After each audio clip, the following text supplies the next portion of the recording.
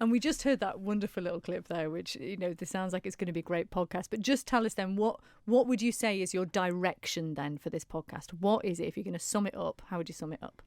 I'd say it's obviously it's about the marine environment in the ocean, but it's really about the people that are involved, either directly through conservation and management of marine environment, also just the characters that have really interesting stories.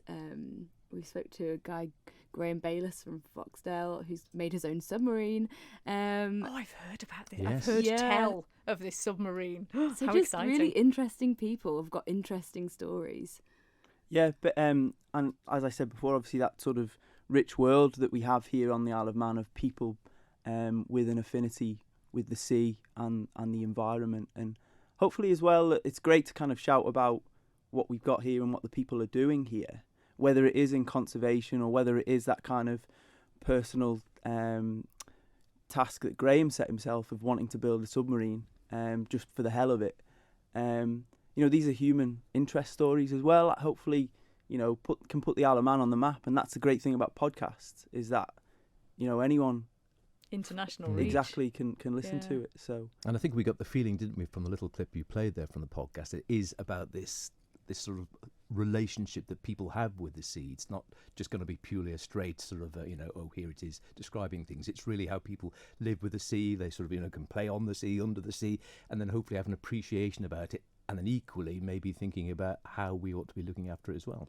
Yeah, totally. It's like how we can build care for our marine environment through connection, and it's those really strong connection stories that we really want to showcase and celebrate. Yeah, I guess we're just playing the role of the advocates. We're kind of shining a light on what people are doing and sort of channeling that joy that people take from the marine world and sharing it with other people, I guess. And, I haven't been as fortunate as Rowan to be the water baby that she is.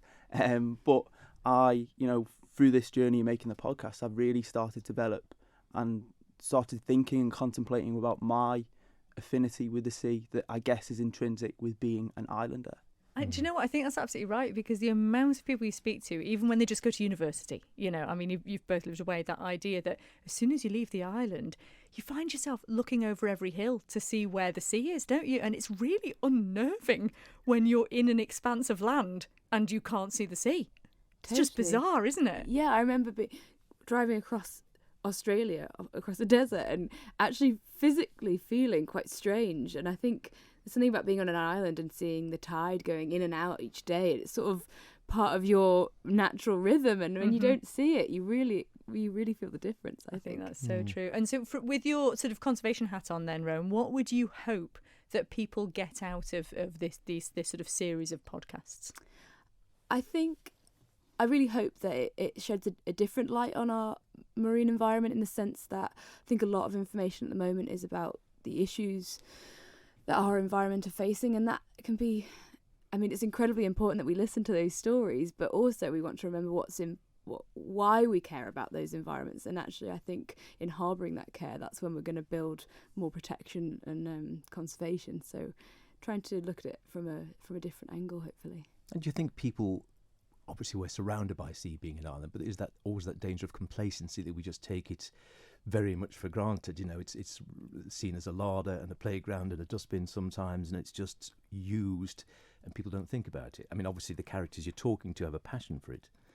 I think it's particularly hard in the marine environment, because you look out and you see a blue expanse, and it's very difficult to see the threats that face it. You can't see what the fish stocks are looking like, or you can't see the pollution entering it.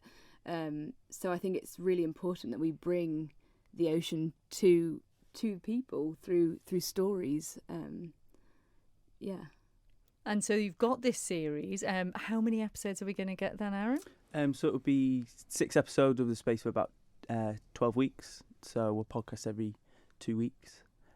So we cover everything from we with the Manx basking shark people, Graham, Jackie Hall. So we learned recently about the health of the basking sharks in the Irish Sea, and some new research there about how they like to hang out with their family when they're out in packs. what a great along with image. some other stuff. Yeah, That would take up an awful lot of the sea, wouldn't it? yeah. We must have spent about 10 minutes talking about basking shark slime as well, which was quite interesting. What now? Yeah. It was like the icebreaker of the conversation. We all really got into talking about slime for about 10 minutes. It's just going to be one of those things that you just never know what you're going to get in these podcasts. Yeah, absolutely. It's So gonna be yes, fascinating. so we talk about the basking sharks. We talk about Graham with his submarine and his sort of dogged attitude to take on the sea. And I had the pleasure of being able to speak with a musician composer who's based on the Orkney Island. So it was quite a nice conversation from an islander to an islander to talk about creativity and the sea as a muse and as inspiration for music.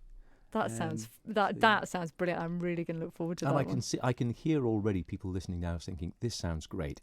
How do I access it if they haven't done it before? Yeah, that's the thing, because as we said, there are some people who might be new to podcasts and don't sort of understand how it works, but you can subscribe to them, can't you, Aaron? Indeed. So Mike's Radio's website has a podcast section. So it'll be hosting Making Waves, our podcast, but also Making Waves will be available on all good podcast providers. So everything from Google, Spotify, Apple.